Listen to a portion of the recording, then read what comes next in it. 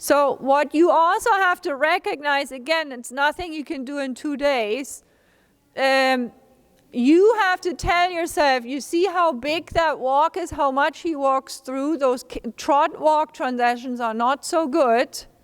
He gets tight. And he needs to walk on a rein a little bit more bigger like he does now. But first things first, you already got the jigging a little bit eliminated. Is that the correct word, jigging, when he wants to trot? Okay. So, but then, you know, this walk, this is what you have to say. Oh, wow. Do you feel that in your seat, how he walks over the back? Yeah. So we have to get that a little bit more with the rein. Of course, it's not as big as it is on a loose rein, but a little bit where he uses his back, we say where he walks more over the back and through the body.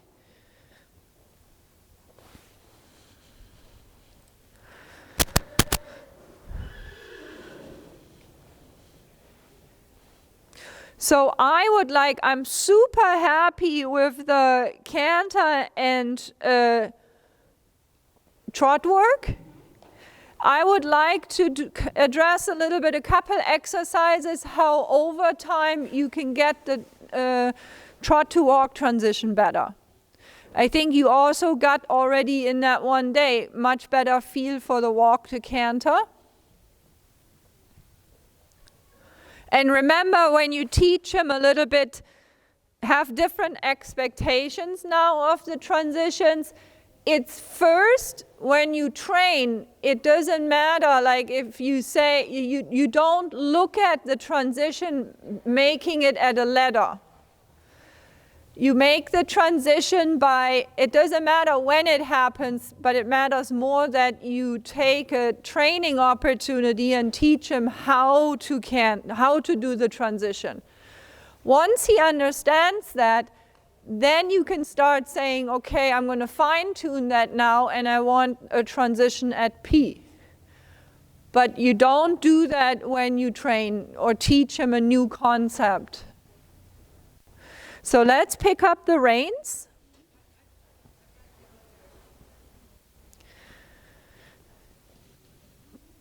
Good. And so when he starts, okay, good.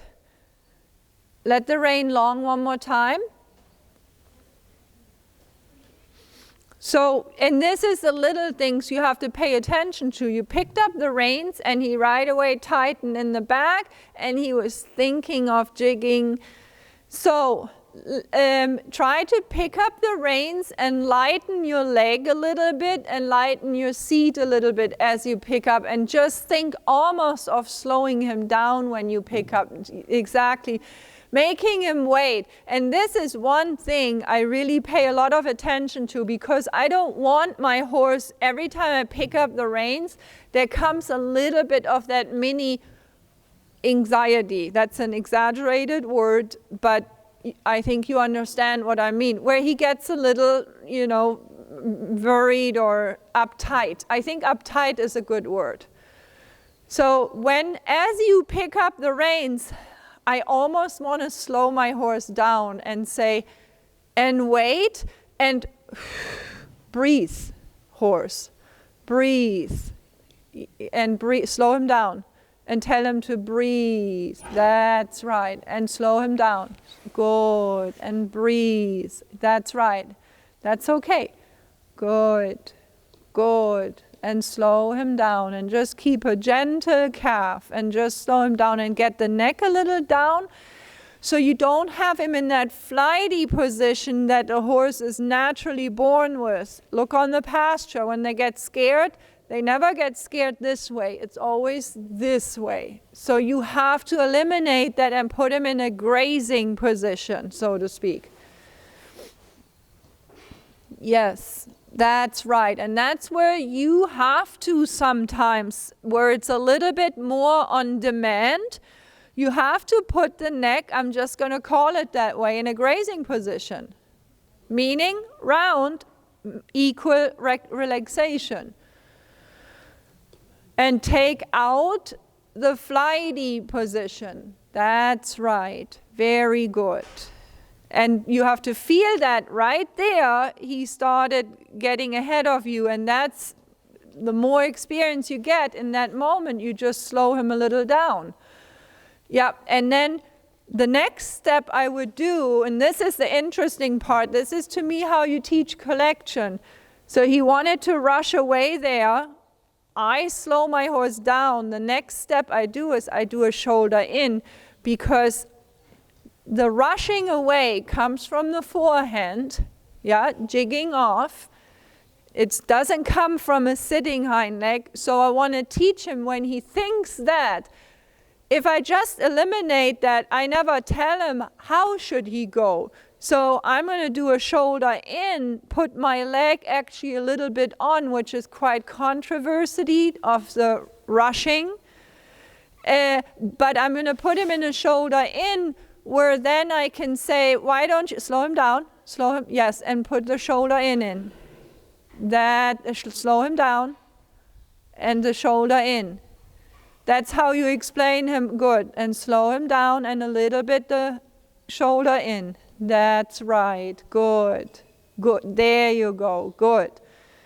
And that has to become not one session doing that until, you know, he doesn't want to hear it anymore. That's an everyday little thing. It's a lifestyle.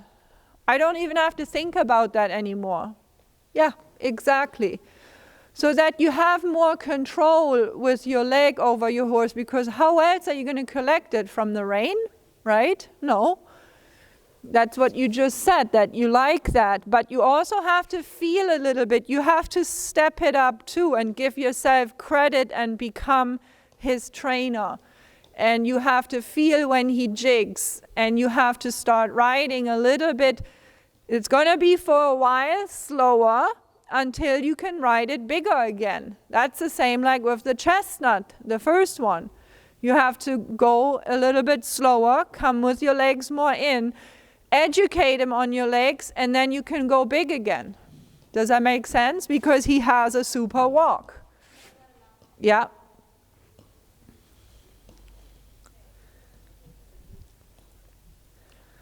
And a little bit with him, because it's a little bit became habitual, or like a habit.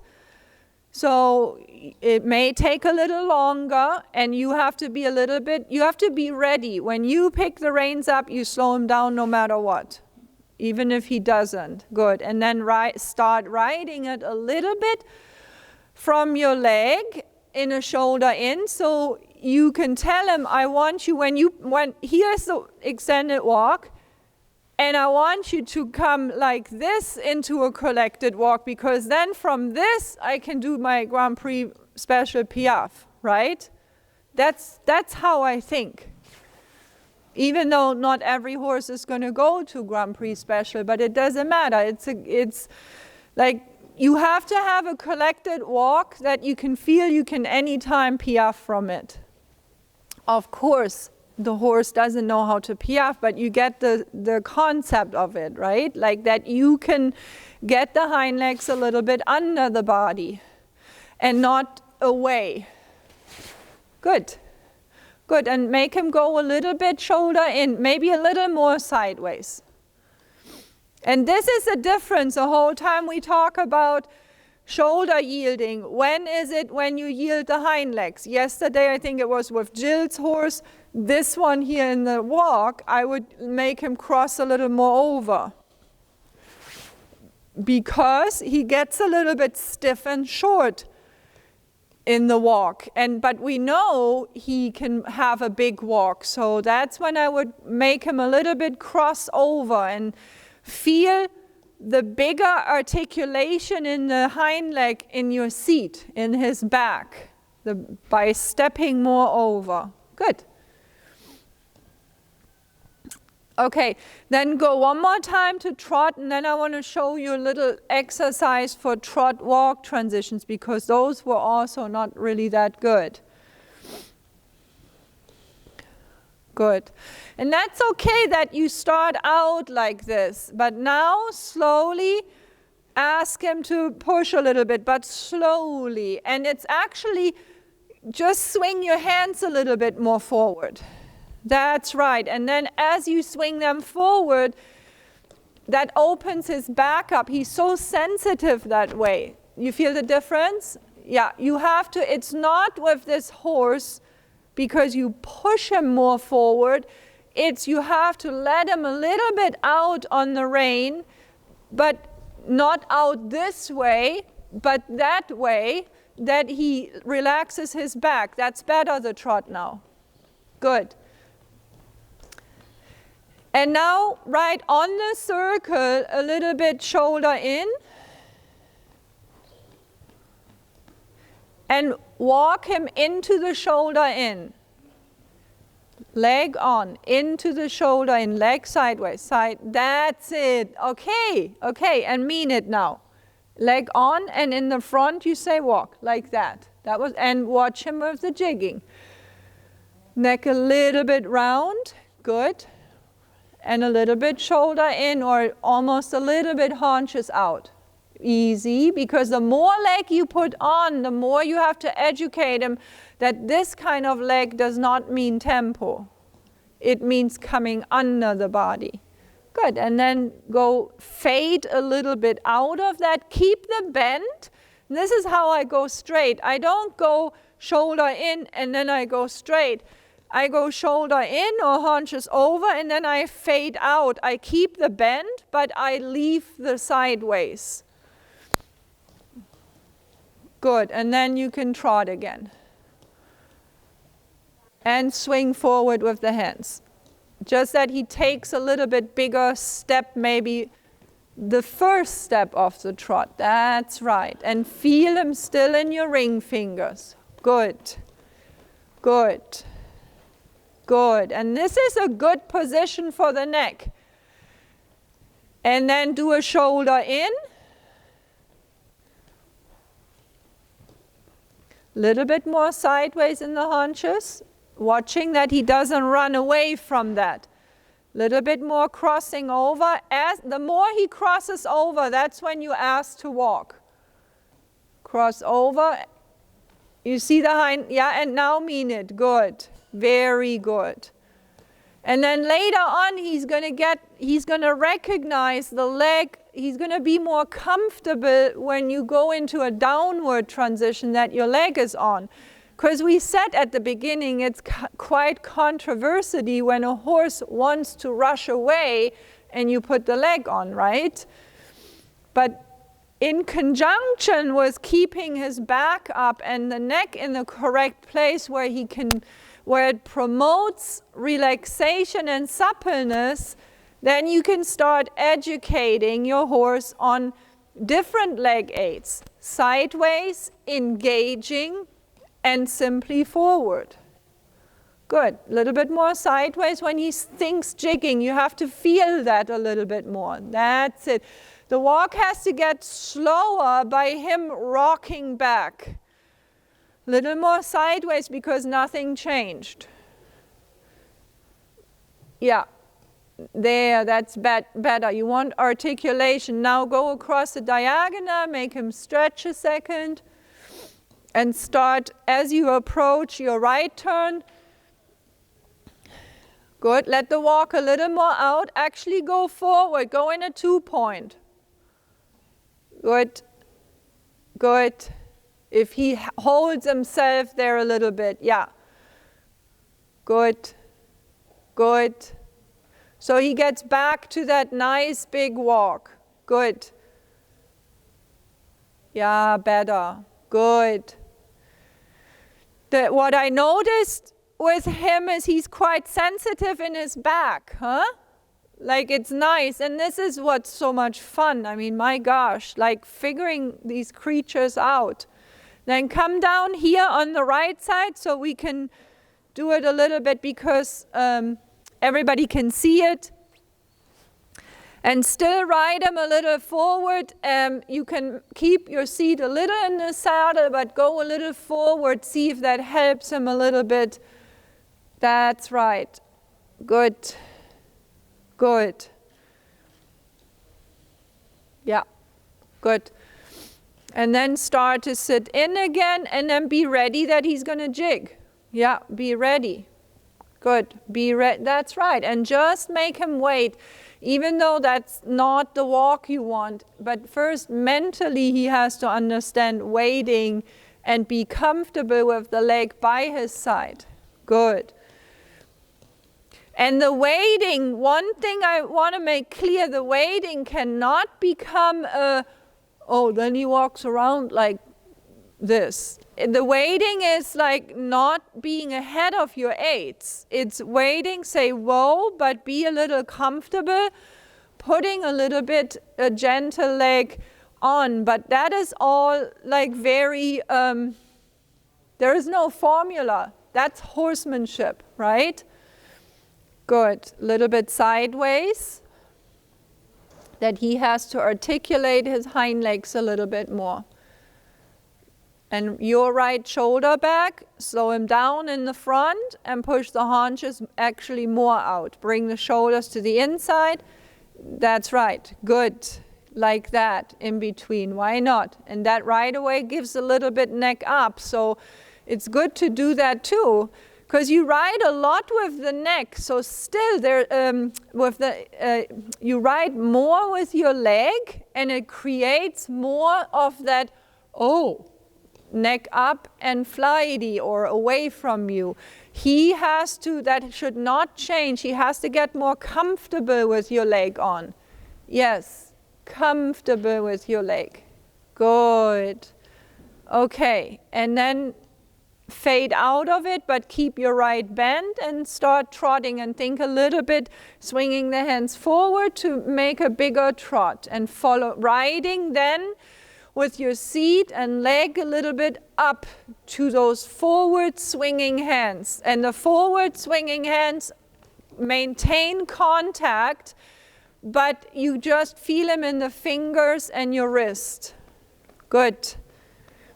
Good. Now push him a little bit sideways.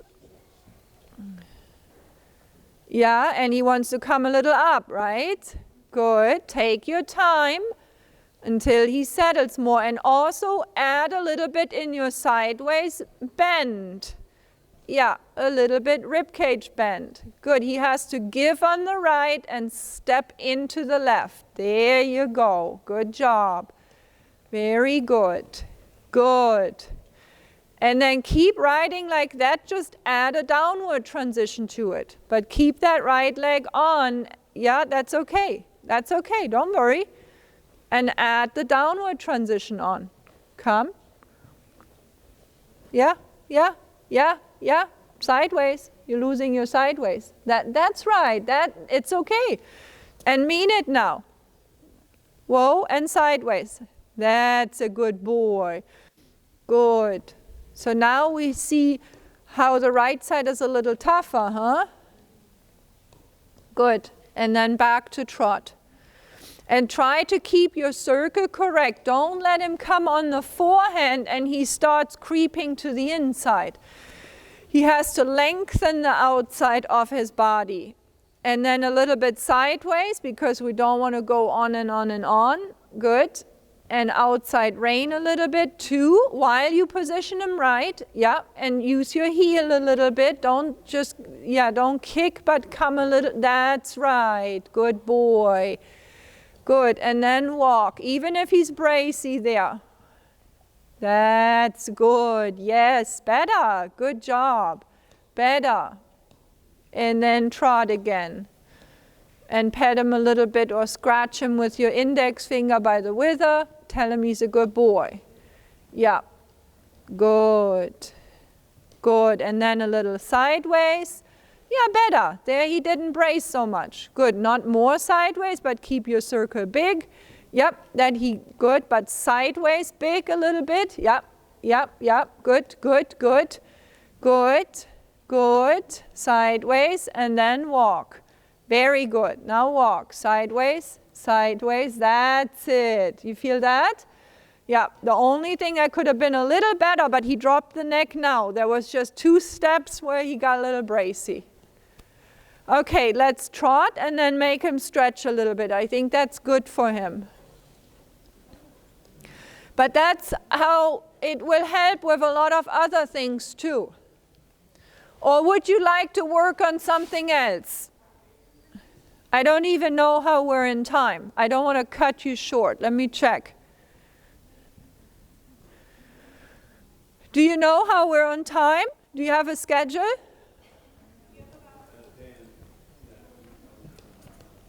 I just don't want to cut you short. But you did a lot of good stuff. Yeah. So you do have 5 minutes, whatever you want to do. I mean, it's too little to start something new. I think the walk transition work was probably the most important for us right now. Yeah. So, yeah, I'm happy with that. Yeah. And the bending, you know, I thought the canter was better today and your trot was better.